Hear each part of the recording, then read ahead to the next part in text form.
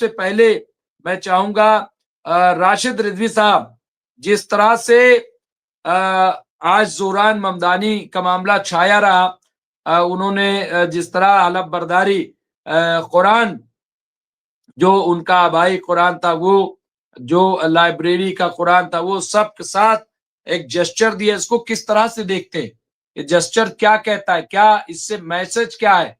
राशिद रिजवी साहब, क्या आपको लग रहा है आलमे इस्लाम में और उनके ताल्लुक से कि जो कुरान की बेहुरमती करते हैं, खासतौर से अमेरिका में पोलराइजेशन के लिए, उनके हवाले से, यानी क्या क्या मैसेज है इसके? राशिद रिजवी साहब।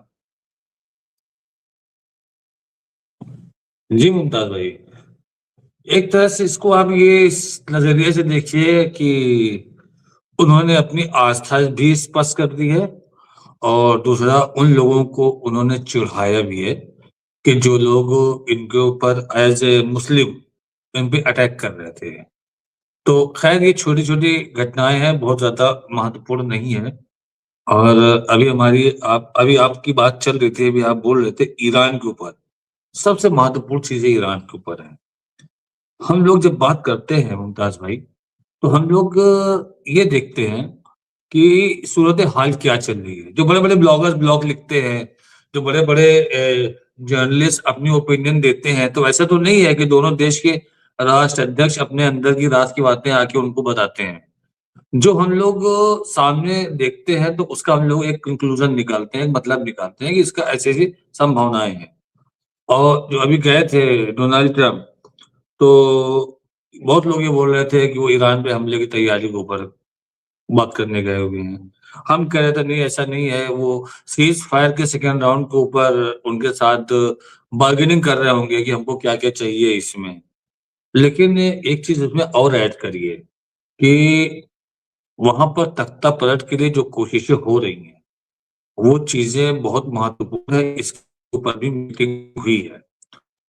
और शाह पहलवी की बात मैं आपको बता दूं कि शाह पहलवी से डोनाल्ड ट्रंप की मीटिंग हुई है। ये किसी भी मीडिया, ओ सॉरी, शाह पहलवी की मीटिंग हुई है आपके नेतन्याहू से। 2.5 घंटे तक बातें हुई हैं उनकी। लेकिन ये बात किसी भी मीडिया ने नहीं बताया। व्हाइट हाउस में शाह पहलवी भी थे, और व्हाइट हाउस में नेतन्याहू भी थे। दोनों की मीटिंग हुई है लगभग लगभग 2.5 घंटे तक। तो उनकी 2.5 घंटे की मीटिंग, और अभी कुछ दिनों से, 3 4 5 दिनों से जो ईरान के हालात हैं, उन हालात को देखते हुए ऐसा लग रहा है हम लोगों को कि ये सत्ता परिवर्तन की कोशिश की जा रही है वहां पर। और वहां पर जिस तरीके से सड़कों पे लोग आए हैं और करके वो खामनाई साहब के ऊपर और वहाँ के जो प्रेसिडेंट है फिजिक्शियन, उनके अगेंस्ट नारे लगा रहे हैं, और उनके ऊपर बहुत गंदे कमेंट पास कर रहे हैं। तो शाह पहलवी का मैसेज भी रेगुलर चल रहा है, कि शाह पहलवी के ट्वीट रेगुलर चल रहा है कि हमारा पूरा समर्थन आपके साथ है, आप लोग लगे रहो, और हम एक बार फिर आएंगे, एक बार ईरान को फिर से खड़ा करेंगे। यही सब चीजें पीछे से पुश करना जिसको कहते हैं, और पुशिंग चल रही है। तो मुमताज भाई, ईरान के जो हालात हैं, वो अभी से हम ये नहीं बता सकते कि ऊंट किस करवट बैठेगा। और ऐसा नहीं है कि ये पहली बार हुआ है, इससे पहले भी कई मर्तबा हुए हैं। ये कोई पहली बार नहीं हुआ है, इससे पहले भी कई मर्तबा ऐसे हालात हो चुके हैं। लेकिन उसमें इसराइल कामयाब नहीं हुआ। लेकिन इसराइल अपनी तैयारी जोरों शोर से कर रहा है। अगर वो देख लेगा कि ईरान उलझ गया है इसमें, उसने अगर देखा कि ईरान इसमें उलझ गया है, अब बुरी तरीके से उलझा है, और तब ये उसके ऊपर हमला करने की कोशिश करेगा। या तब देखेगा, जब ये देखेगा वो कि अगर हमारे हमला कर देने से ये चीजें और तेज हो जाएंगी और सत्ता परिवर्तन हो जाएगा, उस हालत में भी वो उस पे हमला कर सकता है। जी मुमताज भाई। ये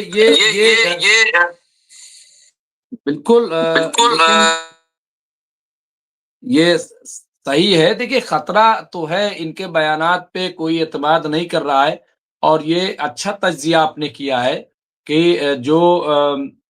ईरान के अंदर हो रहा है। लेकिन देखिए राशिद रिज़ साहब, एक चीज़ ये भी समझना चाहिए, भई ईरान में भी डेमोक्रेसी है, ईरान में भी चुनाव होते हैं। ईरान में कोई ऐसा तो है नहीं, वो कोई सऊदी अरब तो है नहीं। तो प्रोटेस्ट होना भी फितरी बात है, और प्रोटेस्ट क्यों नहीं होना चाहिए?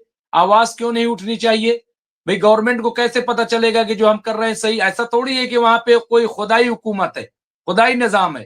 तो डेमोक्रेसी में मेरे ख्याल से अगर प्रोटेस्ट हो रहा है, तो ये कोई ऐसी बात तो है नहीं, हाँ?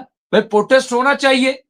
भाई चुनाव फिर कैसे होगा? अगर प्रोटेस्ट नहीं होगा, तो सामने वाला जो अपोजिशन में है, वो आने वाले दिनों में चुनाव कैसे लड़ेगा? वो किन मुद्दों पे जाएगा मैदान में? क्या कहेगा जाकर के मैदान में? तो मेरे ख्याल से ये एक डेमोक्रेसी की भी अलामत है, और मुझे लग रहा है कि अगर ऐसा वहाँ पे हो रहा है तो ये अच्छी बात है, ये ईरान के हक में है। ये कोई, लेकिन इसको जिस तरह से जोड़ दिया जाता है सत्ता परिवर्तन से।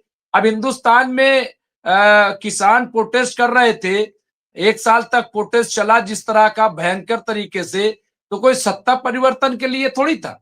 या और यहाँ पे जो मुसलमान, जब सीएए का मामला आया था, तो पूरा जो है मुस्लिम यहाँ पे जगह-जगह शाहीन बाग बना, तो कोई सत्ता परिवर्तन के लिए थोड़ी था कि सत्ता को तख्ता पलट के लिए था। नहीं, बल्कि एक डेमोक्रेटिक जो सेटअप है, जो जमहूरी मुल्क होते हैं, वहाँ इस तरह से आवाज़ बुलंद होती है। तो क्या इस नज़रिए से भी राशिद रिज़वी साहब देखा जा सकता है? क्या ज़रूरी है कि हर प्रोटेस्ट को जाकर के हम यही जोड़ दें कि साहब शाह पहलवी ही इसमें इन्वॉल्व है? भाई वहाँ भी तो अलग-अलग पार्टीज़ हैं, वहाँ पे भी चुनाव होता है, एक डेमोक्रेसी है। राशिद रिज़वी साहब, मैं इस एंगल से थोड़ा चाहता हूँ कि आप ज़रूर उस पे बोलें। देखिए मुमताज भाई, हम और आप जानते हैं कि प्रोटेस्ट क्या होता है। डेमोक्रेसी में प्रोटेस्ट होना चाहिए, लेकिन प्रोटेस्ट का अपना एक दायरा तय होता है।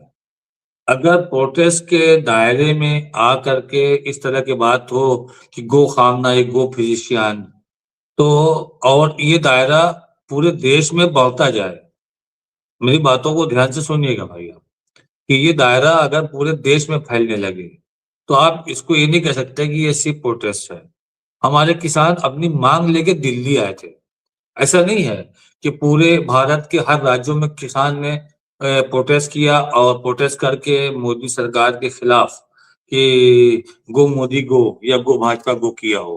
प्रोटेस्ट तो डेमोक्रेसी में ही होता है, किंगडम में मुमताज भाई प्रोटेस्ट नहीं होता है। किंगडम में आवाजें दबा दी जाती हैं। तो आप अब देखिए ना, डेमोक्रेसी भारत में ईरान में है, तो डेमोक्रेसी नेपाल में भी थी, डेमोक्रेसी श्रीलंका में भी थी, डेमोक्रेसी बांग्लादेश में भी थी। वहां क्या हुआ? वहां सत्ता परिवर्तन हुआ, क्योंकि वो प्रोटेस्ट पूरे देश में फैलने लगा। अगर एक जगह तक सीमित है तो वो प्रोटेस्ट है। अगर वो उसकी सीमाएं फैलने लगी, सीमाएं बढ़ने लगेंगी, तो मुमताज भाई वो प्रोटेस्ट नहीं रहता, वो तख्ता परिवर्तन के तरीके हैं। और इसका सबसे बड़ा प्रूफ हम लोग जान रहे हैं कि कितने बार इजराइल ने कोशिश की, कितने बार शाह पहलवी ने कोशिश की। शाह पहलवी ईरान आने के लिए कितना बेताब है, शाह पहलवी ईरान आने के लिए कितना बेताब है। उन्होंने, आपने जून वाले में देखा होगा, जून वाले में शाह पहलवी के क्या क्या ट्वीट आते थे। शाह पहलवी में किस तरह से कहा था कि ईरान को तबाह कर रहा है, खामनेई तबाह कर रहा है, और इस तरह से ईरान तबाह हो जाएगा, ईरान सीरिया इराक बन जाएगा, ईरान को न्यूक्लियर की जरूरत नहीं है, नौकरी की जरूरत है, एम्प्लॉयमेंट की, अर्थव्यवस्था की जरूरत है। इस तरह के वो ट्वीट उस टाइम भी कर रहा था। और ईरानियों, ईरान तुम्हारा है, किसी का नहीं है, हम तुम्हारे हैं। और हम लोगों ने इतने साल तक ईरान को कितना आगे बढ़ाया, ये सब चल रहा था उस वक्त भी, और वो अभी फिर शुरू हो गया है। और जो कल हम लोग बात कर रहे थे कि रशिया के थ्रू एक मैसेज किया उन्होंने कि हम जंग नहीं चाहते हैं, हम मतलब ईरान हमला ना करे हम पे, हम जंग नहीं चाहते, हम जंग नहीं करेंगे। तो हम लोगों ने अपनी अपनी ओपिनियन लगा दी। मुमताज भाई, हम आपको कभी कभी कुछ चीजों पर आप थोड़ा सा एग्रेसिव हो जाते हैं, और आप भी सोचते हैं कि मैं कोई एक फेवर कर रहा हूं। मैं, जो सच्चाई होगी अगर कल मैं आपसे ये कहूं कि अभी 11 बजे हैं और कल सुबह 8 बजे आप सूरज देख लीजिएगा, या सुबह 10 बजे 11 बजे सूरज देख लीजिएगा, तो ये हमारी एक अनुमान है कि भाई रोजाना निकलता है। अब हमारे को जज्बात नहीं जुड़े हैं उससे, नहीं हम जज्बात आके बोल रहे हैं कि नहीं कल सुबह 8 बजे सूरज निकलेगा, सुबह 11 बजे सूरज निकलेगा। हम ये नहीं बोल सकते जज्बात में आके, क्योंकि हमारा अनुमान है, हम ये देखते आ रहे हैं। जो चीज हम देखेंगे, जो हमने पास में देखा है, वो हम आपको बताएंगे कि हाँ इसका कंक्लूजन क्या निकलता है फ्यूचर में। तो उसी पे हम आपसे बात करते हैं। हमको किसी साथ हम ईरान को अजय बना दें, हम आपसे आज डंके की चोट पे कह दें कि अरे अमेरिका को भी वो तहस नहस कर देगा, अमेरिका को भी उड़ा देगा, फ्रांस आएगा उसको भी उड़ा देगा, तो वो चीजें मुमताज भाई सही नहीं है। जो हो सकता है वही बोलेंगे। हम गधे को शेर क्यों बनाएंगे, हम घोड़े को गधा क्यों बनाएंगे? जिनके अंदर जो कैपेबिलिटी है, हमने हमेशा आपसे कहा था कि ईरान से कभी भी अकेले इसराइल पार नहीं पा सकता। ये हमने हमेशा कहा है कि अमेरिका हाथ खींच ले, देखिए इसराइल तबाह हो जाएगा, 2 दिन में अधमरा कर देगा ईरान उसको, क्योंकि इसराइल की जो ताकत है वो अमेरिका है, उससे बड़ा अभी कोई ताकत नहीं है। वो अपनों में उलझा हुआ है, उससे कितने लोग मारे गए हैं और कितने लोग इंजर्ड हैं, कितने डिसेबल हुए, कितने छोड़ के भाग गए। तो एक तो वो इतना मजबूत नहीं है लड़ाई के लिए अभी। लेकिन जो ईरान में हालात चल रहे हैं, अगर उसको ये लग रहा है कि ईरानी सरकार और आईडीएफ वगैरह इस प्रोटेस्ट को रोकने में उलझ गई है, अगर हम ऐसे हालातों में हमला कर देंगे तो ये लोग कुछ कर नहीं पाएंगे। तो अगर ये ऐसा उसकी सोच है तो ये भी गलत फहमी है। ईरान इनके हाथ हथकंडे को जानता है, ईरान को पता है इसके पीछे इजराइल है। ऐसा नहीं कि ईरान आके मीडिया में बोलेगा कि इसके पीछे इजराइल है, इसके पीछे अमेरिका है। तो अब बताइए आप कि ये कोई बोलने की बात है? ये अंडरस्टूड है, क्योंकि ऑलरेडी ईरान अमेरिका कर चुका है सत्ता परिवर्तन की कोशिश। कल भी किया है, आज भी करेगा, आने वाले कल में भी करेगा वो। क्यों मुमताज भाई?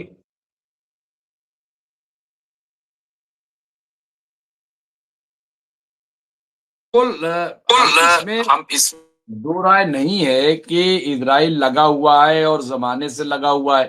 भाई शुरू से कोशिश रही है, तमाम पाबंदियां जो लगाई जाती हैं और उसके लिए कसूरवार ईरान को ही ठहराया जाता है। वो इसमें इसमें देखिए दो राय नहीं है।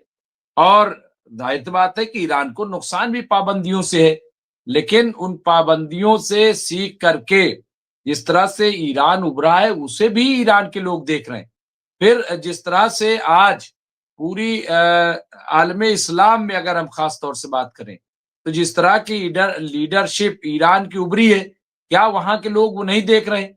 क्या इस तरह की लीडरशिप शाह पहलवी के दौर में थी? भाई शाह पहलवी के दौर तो गुलामी का दौर तस्वुर किया जाता है, वो हुक्मरानी का दौर थोड़ी तस्वुर किया जाता है।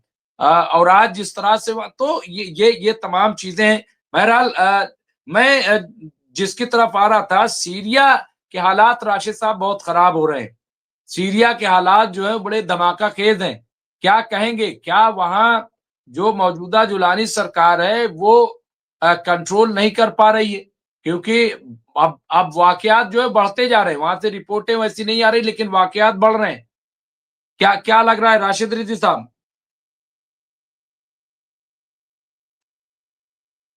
देखिए मुमताज भाई, सीरिया की जो आवाम की नाराजगी है वो इसराइल को लेकर के है।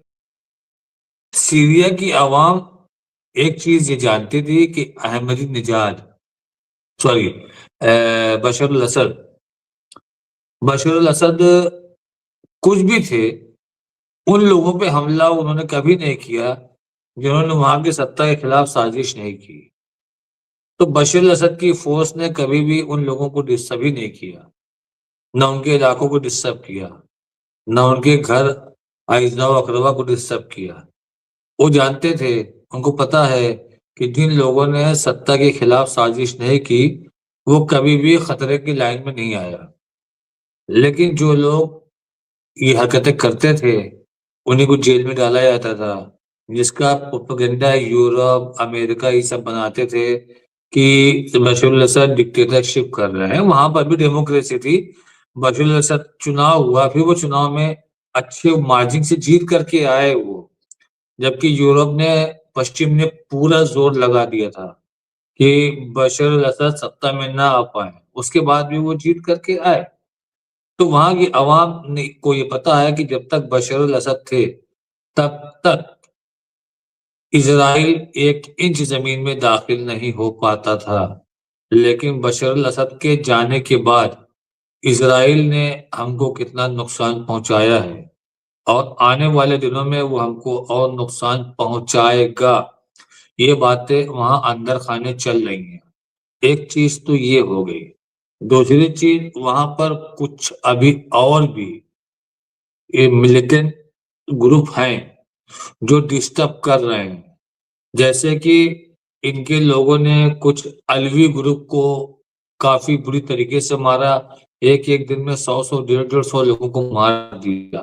अब तक 1200, 1200 से 1500 उन लोगों को इन्होंने मारा है, जो बशर अल-असद के समर्थक थे और उनके एरिये में थे। तो मुमताज़ भाई, वहाँ के हालात जो बिगड़े हैं, वो खुद इस सत्ता परिवर्तन की वजह से और ज़्यादा बिगड़ गए हैं। जबकि अभी जब उसके 1 साल हुए थे, तो एक वहाँ पर आपके दमिश्क में सड़कों पर बहुत बड़ा जुलूस निकला था। एक उसकी नई सालगिरह मनाई गई थी। उस दिन को वो लोग यौम आज़ादी मानते हैं। तो आप थोड़ा-सा बाज़ी समझिए, बाज़ी पलटी हुई है। पहले जुलानी के लोग हमला करते थे बशर अल-असद की गवर्नमेंट में, अब जुलानी की गवर्नमेंट में इनके लोग हमला करेंगे। इसको भी आप समझिए। और उसमें भी जो जुलानी की प्रॉक्सी ग्रुप है, जिस संगठन से ये आए हैं, वो संगठन खत्म नहीं हुआ है।